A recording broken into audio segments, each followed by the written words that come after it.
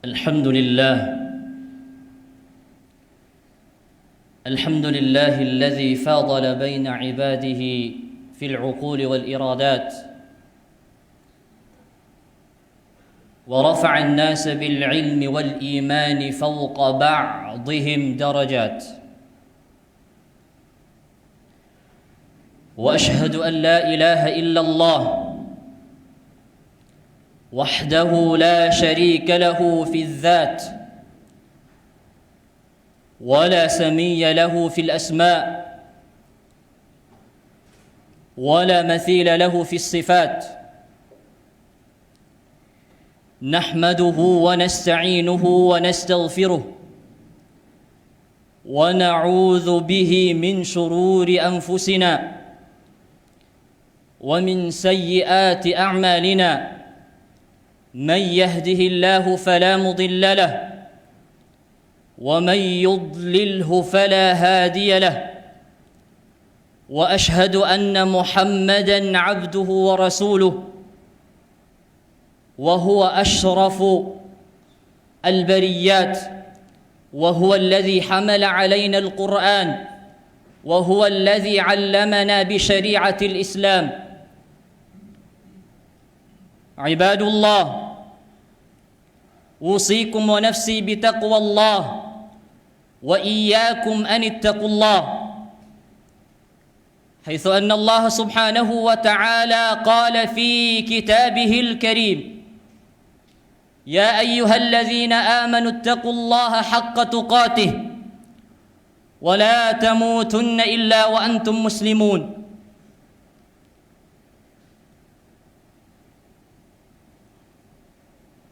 Ang lahat ng papuri ay inuukol lamang sa dakilang Allah. Ang dakilang Allah na siyang gumagawa ng lahat ng kanyang ninanais sa mundong ito. At siya ay kanyang pinapaboran ang kanyang mga lingkod, ang kanyang mga alipin, naniniwala sa kanya sa lahat ng mga intelektual na mga bagay. At ang Allah subhanahu wa ta'ala ay nagbibigay sa ating ng lahat ng biyaya na ating tinatamasa dito sa mundo. Ako ay sumasaksi na walang ibang Panginoon na dapat nating sambahin maliban na lamang ang Allah subhanahu wa ta'ala. Na ang Allah subhanahu wa ta'ala ay walang katulad sa kanyang esensya at walang katulad sa kanyang mga pangalan at walang katulad sa kanyang mga katangian. Sino man ang gabayan ng Allah ay walang sino man ang may kakayahan na malinlang ang taong yaon. At sino man ang linlangin ng Allah ay walang gabay para sa kanya, walang makakaya na gabayan ang taong lilinlangin ng Allah subhanahu wa ta'ala.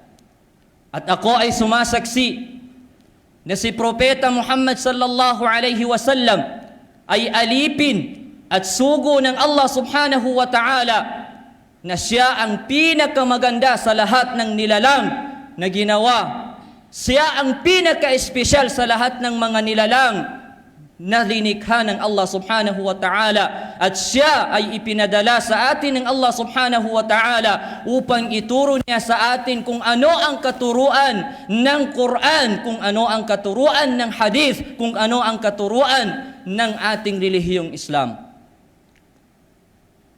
So mga kapatid at mga magulang sa pananampalatayang Islam, pinapayuhan ko ang aking sarili at kayong lahat, tayong lahat na naniniwala sa Allah subhanahu wa ta'ala, ng pagkatakot sa Allah, sapagkat ito ang proteksyon natin sa mga paghihirap na maaari nating makuha sa impyerno ng Allah subhanahu wa ta'ala. At ito rin ang magiging dahilan ng mga kabutihan at mga gantimpala na makukuha natin sa paraiso ng Allah subhanahu wa ta'ala. Ang pagkatakot sa Allah ay tunay na nagbibigay sa isang tao ng isang malaking pagkapanalo sa kabilang buhay. Sapagkat ang Allah subhanahu wa ta'ala ay kanyang sinabi sa banal na Quran, Ba'da a'udhu billahi minash shaitanir rajim. Bismillahirrahmanirrahim.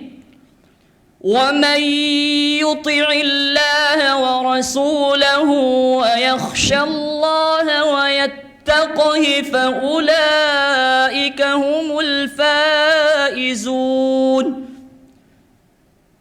Katotohanan, sabi ng Allah subhanahu wa ta'ala, sino man ang maniwala at sumunod sa dakilang Allah, sino man ang sumunod at maniwala sa dakilang Allah subhanahu wa ta'ala at maniwala at sumunod sa kanyang sugo at natakot sa Allah, tunay na sila ang mga taong mananalo sa kabilang buhay. Sila ang mga taong mananalo sa kabilang buhay, yaong mga taong tunay na may takot sa Allah subhanahu wa ta'ala. Kaya mga magulang at mga kapatid sa pananampalatayang Islam, katakutan natin ang Allah subhanahu wa ta'ala sapagkat tayo ay inutusan ng Allah na matakot sa Kanya. Kanyang sinabi sa banal na Quran, Ya ayyuhalladhina amanu ittaqullaha haqqa tuqatih وَلَا تَمُوتُنَّ إِلَّا وَأَنْتُمْ مُسْلِمُونَ. Tinawag ng Allah subhanahu wa ta'ala ang lahat ng mga taong naniniwala sa Kanya. At sinabi ng Allah, o kayong mga taong naniniwala, katakutan ninyo ang Allah subhanahu wa ta'ala haqqa tuqatih, ng tunay na pagkatakot. Wala tamutunna illa wa antum muslimun, at huwag ninyong hayaan na kayo ay madatnan ng kamatayan. Huwag ninyong hayaan na kayo ay mamamatay maliban na lamang na kayo ay tunay na sumusuko, kayo ay tunay na natatakot, kayo ay tunay na naniniwala sa Allah subhanahu wa ta'ala. So kung titignan natin ng aya na ito, mga kapatid, sa pananampalatayang Islam, sinabi ng Allah, wala tamutunna illa wa antum muslimun. Huwag ninyong hayaan na kayo ay mamatay maliban na lamang na kayo ay tunay na sumusuko sa dakilang Allah subhanahu wa ta'ala. Ibig sabihin, meron tayong dapat malaman sa aya na ito, na kailangan sa isang tao ay hindi niya puputulin ang kanyang paniniwala ng kahit isang segundo lamang, o kahit isang minuto lamang, o kahit isang oras. Dapat hindi maputol ang paniniwala, hindi maputol ang pagkatakot at pagsuko sa Allah subhanahu wa ta'ala. Kung gusto mo na ikaw ay mamamatay sa oras na ikaw ay naniniwala, dapat hindi mo putulin, huwag mong putulin ang iyong paniniwala, ang iyong pagkatakot ng kahit isang segundo lamang.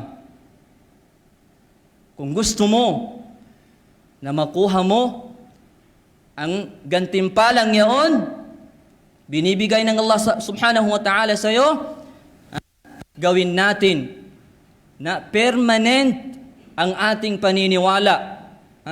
Hindi lamang araw-araw, kung hindi oras-oras, segundo-segundo, minuto-minuto. Dapat wag natin kalimutan ang pagkatakot sa Allah, paniniwala sa Allah subhanahu wa ta'ala. Sapagkat yun ang magiging dahilan ng pagkakuha natin ng malaking pagkapanalo sa kabilang buhay. So mga kapatid at mga magulang sa pananampalatayang Islam, Marahil tayo ay makapagtanong sa atin sarili, kung paano ba makukuha, kung paano natin matatamasa ang tunay na pagkatakot sa Allah subhanahu wa ta'ala. Paano natin makukuha at paano natin matatamasa ang tunay na pagkatakot sa Allah subhanahu wa ta'ala. May mga bagay, maraming mga bagay ang itinuro sa atin ng mga ulama natin, mga scholars natin sa Islam, na mga bagay na dapat natin gawing upang matamasa natin ang tunay na pagkatakot sa Allah. Unang-una, ang dapat natin gawin ay ang tinatawag na pag-iwas sa mga hinala. Iwasan natin ang paghihinala. Iwasan natin ang pagdududa sa isang bagay.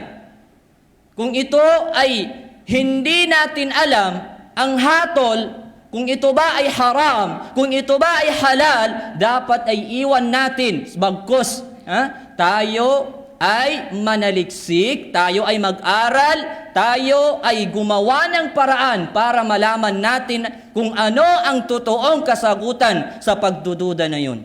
Iwasan natin ang pagdududa. Kung nagdududa ka, ang gawin mo, mag-aral ka, magbasa ka, para malaman mo, magtanong ka, para malaman mo kung ano ang totoong hatol ng Islam sa mga bagay na pinagdududahan mo.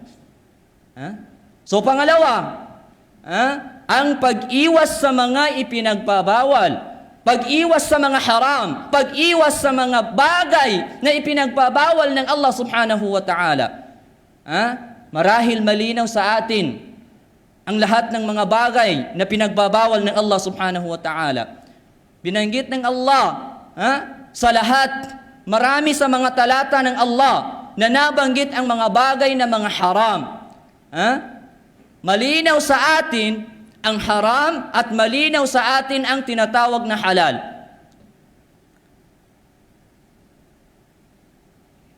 Ang katibayan nito, ang Propeta Muhammad sallallahu alaihi wasallam ay nagsabi sa kanyang hadith na ang haram ay malinaw sa atin at ang halal ay malinaw sa atin.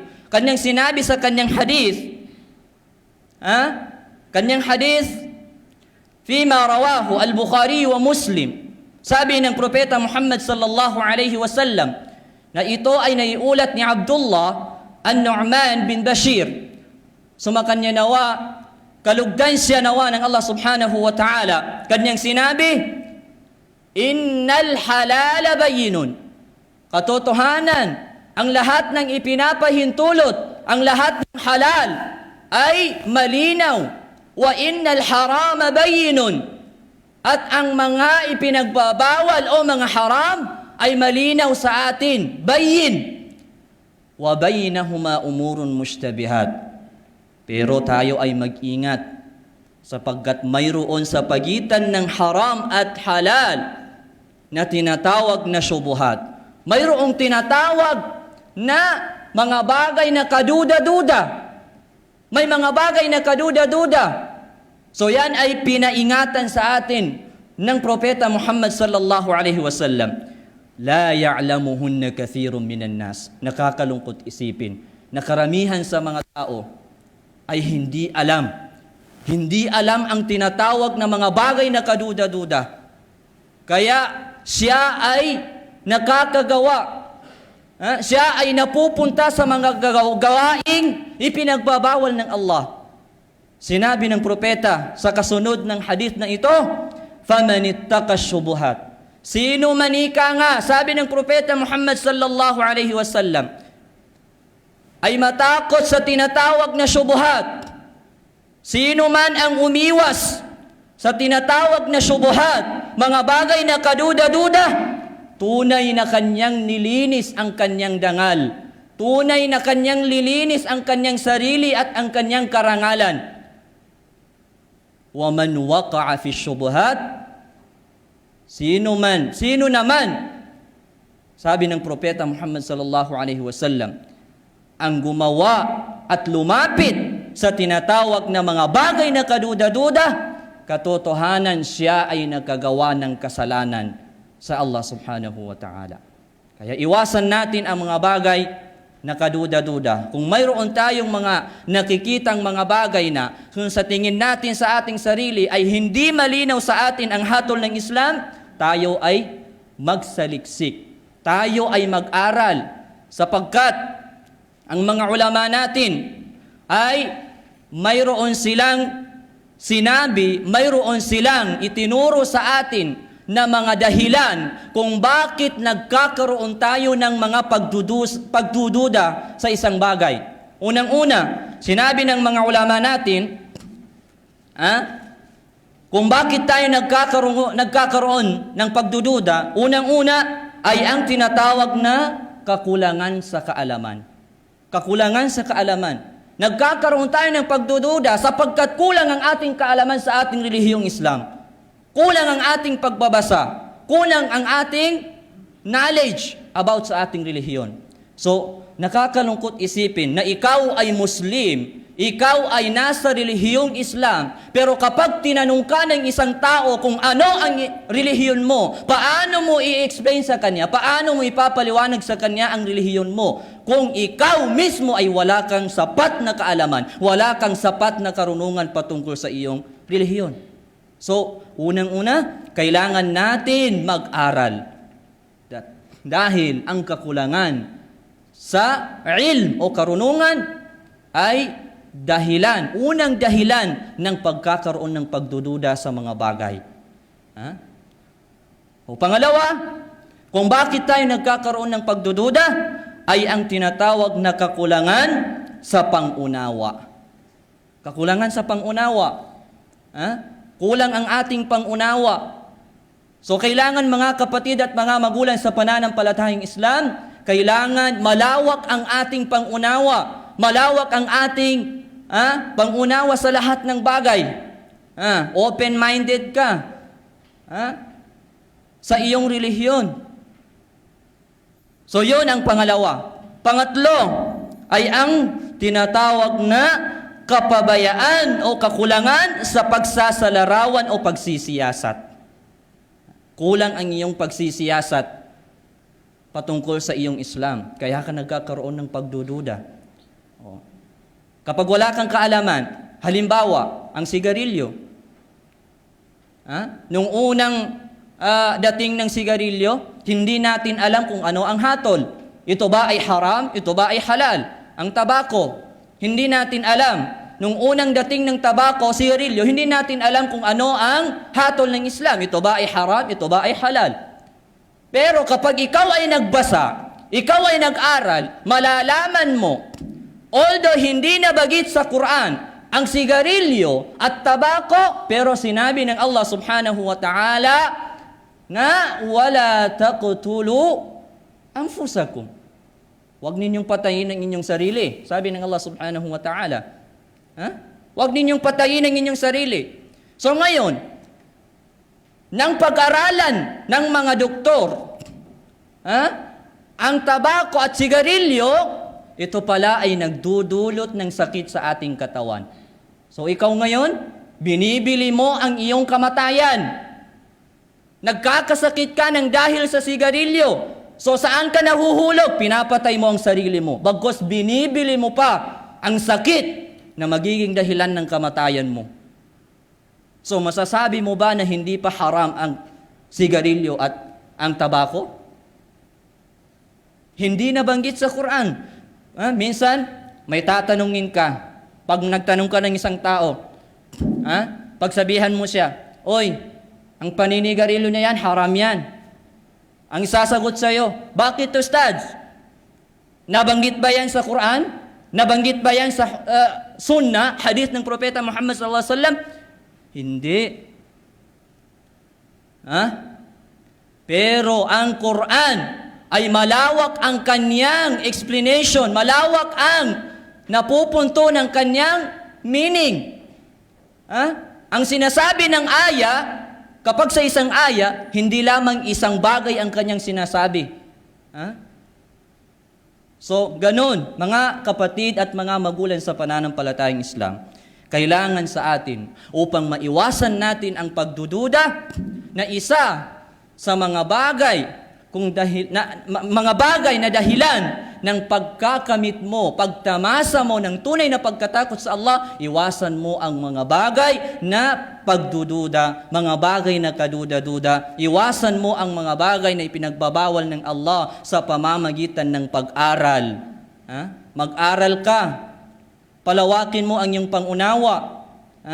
Palawakin mo ang iyong pagsisiyasat. Pang-apat, ang pagkakaroon ng masamang hangarin. Kapag meron kang masamang hangarin, ay magkakaroon ka ng tinatawag na pagdududa sa isang bagay. So, mga kapatid at mga magulang sa pananampalatayang Islam, yon ang una sa mga bagay na dapat mong gawin para matamasa mo ang tunay na pagkatakot sa Allah ay ang pag-iwas sa mga hinala, pag-iwas sa mga bagay na ipinagbabawal ng Allah, at ang tinatawag na pag-iwas sa mga bagay na magiging dahilan upang ikaw ay mapunta sa tinatawag na paghihinala. Pangalawa, ang paggawa ng sunnah. Pangalawa sa dahilan upang matamasa mo ang tunay na pagkatakot sa Allah ay ang paggawa ng sunnah. Ano yung mga sunnah na dapat natin gawin? Malinaw sa atin sa mga prayers natin 5 times a day. Bago tayo magsasala, may mga sunnah dyan. Alam nyo ba kung ano ang isa sa kabutihan ng sunnah? Unahan ng sala. Bago tayo magsala ng zuhur, may sunnah tayo. Pagkatapos ng zuhur, may sunnah tayo. So ano ang ibinibigay niyan na benefit sa atin? Mga ulama natin, mga scholars natin, sinabi nila na parang katulad ng isang bahay, ang salatul fard, parang katulad ng isang bahay. Yung isang bahay, kapag walang bakod, ibig sabihin katulad ng isang sala na hindi linagyan ng sunnah sa unahan at sa ulihan.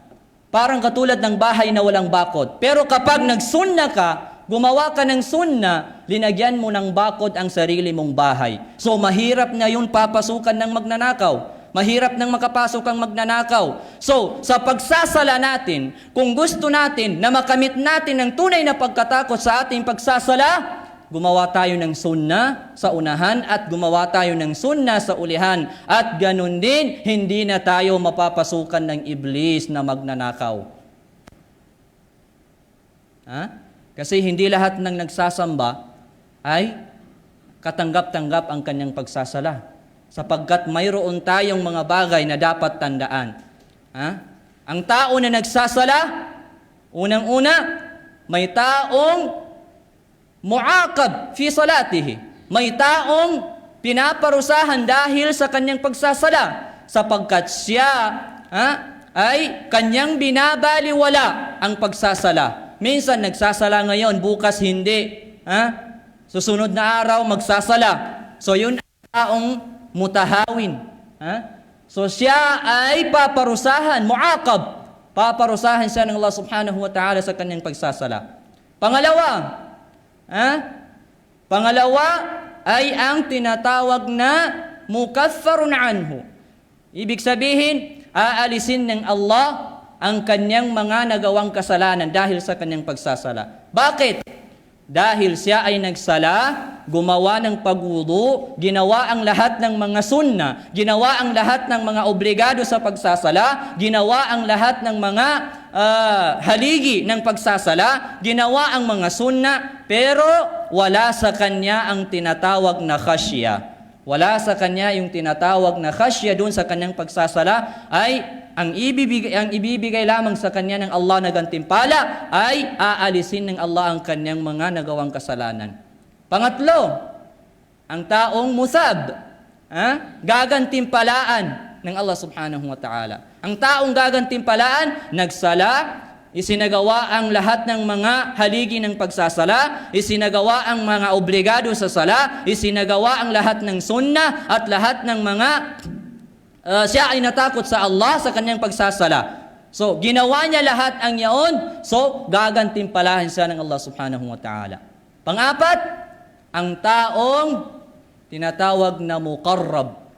Al-muqarrab, ibig sabihin, pinakamataas na antas ng taong nagsasala ay tinatawag na muqarrab. malapit sa Allah subhanahu wa ta'ala.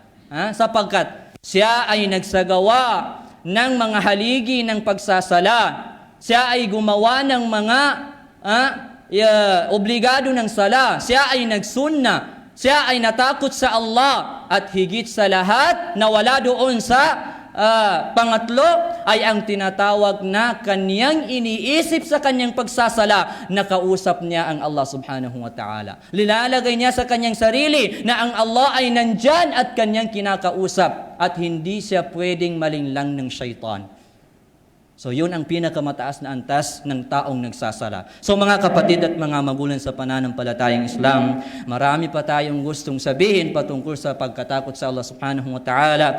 Pangalawa pa lang ang nabanggit natin dun sa mga bagay na kung gagawin natin ay makakamit natin, matatamasa natin ang tunay na pagkatakot sa Allah. Pero ang oras natin kulang, so hingin natin sa Allah subhanahu wa ta'ala na kanyang gabayan ang bawat isa sa atin kung paano niya ibibigay sa atin ang mga dahilan, kung paano natin maisagawa ang mga bagay na ito. Hilingin natin sa Allah subhanahu wa ta'ala na ipunin niya tayo sa kanyang Jannah ng katulad ng pag-ipon niya sa atin sa oras na ito. Aqulu qawli hadha wa astaghfirullah li wa lakum wa li sa'iril muslimina min kulli dhanbin fastaghfiruhu innahu huwal ghafurur rahim.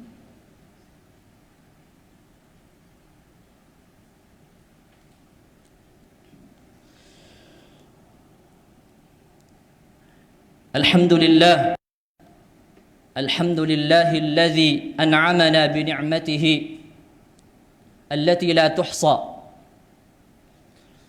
Ang lahat ng papuri at pasasalamat ay para lamang sa dakilang Allah subhanahu wa ta'ala na siyang lumikha ng lahat ng mga bagay at siya ang nagbibigay ng lahat ng biyaya. Mga kapatid at mga magulang sa pananampalatayang Islam, katakutan natin ng Allah subhanahu wa ta'ala sapagkat ang Allah subhanahu wa ta'ala ay nagbibigay sa atin ng maraming pagsubok dito sa mundo. Nagbibigay siya ng dalawang pagsubok sa isang tao dito sa mundo. Mabuting pagsubok at masamang pagsubok. Dalawa lamang yan. Meron tayong masamang pagsubok at mayroon tayong mabuting pagsubok. Kapag ang isang tao ay may problema, yun ang masamang pagsubok. Kapag ang tao ay may mga tinatamasang mga biyaya galing sa Allah, yun ay pagsubok. Sinusubukan tayo ng Allah subhanahu wa ta'ala kung hanggang saan ang ating pagkatakot sa Kanya. Kapag tayo ay nagtatamasa ng mga pagsubok na masama, titignan tayo ng Allah kung hanggang saan ang ating mga sabar, hanggang saan ang ating pagkatakot sa Kanya.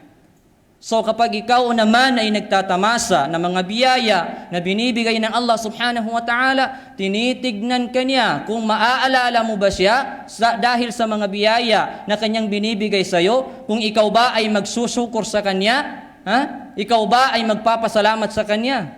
So mga kapatid at mga magulang sa pananampalatayang Islam, katakutan natin ng Allah subhanahu wa ta'ala dahil ito lamang ang nagbibigay sa atin ng proteksyon sa lahat ng mga paghihirap na maaari nating matamasa sa kabilang buhay.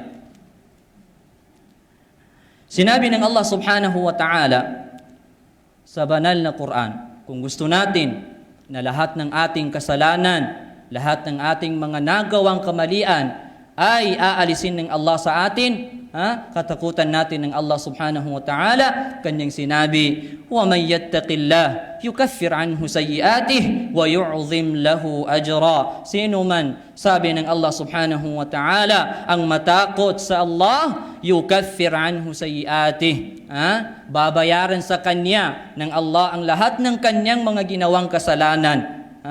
Wa yu'zim lahu ajra, at gagawin ng Allah ang Kanyang mga gantimpala na malaki. Ibig sabihin, papalakiin ng Allah subhanahu wa ta'ala ang Kanyang mga biyaya. Mga kapatid at mga magulang sa pananampalatayang Islam, ang Allah subhanahu wa ta'ala ay nag-utos sa atin na magbigay tayo ng sala sa propeta Muhammad sallallahu alaihi wasallam, inna Allah wa malaikatahu yusalluna ala nabi ya ayyuhalladhina amanu sallu alaihi wa sallimu taslima. Allahumma salli ala Muhammad wa ala ali Muhammad kama sallaita ala Ibrahim wa ala ali Ibrahim wa barik ala Muhammad wa ala ali Muhammad kama barakta ala Ibrahim wa ala ali Ibrahim fil alamin innaka Hamidum Majid. Wa qala rabbukum ud'uni astajib lakum amin ya rabbal alamin. Allahumma إنك عفو كريم تحب العفو فاعف عنا. اللهم إنك عفو كريم تحب العفو فاعف عنا.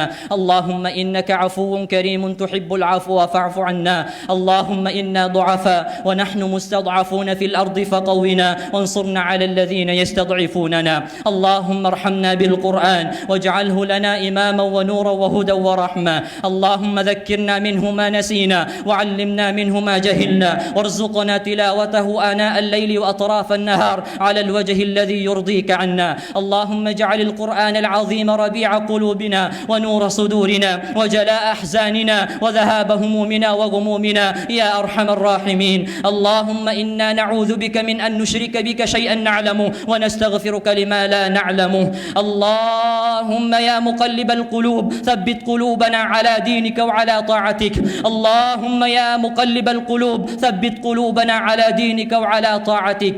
اللهم اجعل القرآن العظيم نورا في صدورنا واجعل القرآن نورا في قبورنا واجعل القرآن شفيعا لنا في يوم القيامة يا الله. اللهم اجعل القرآن هداية لجميع المسلمين. اللهم اهد شبابنا بهداية القرآن.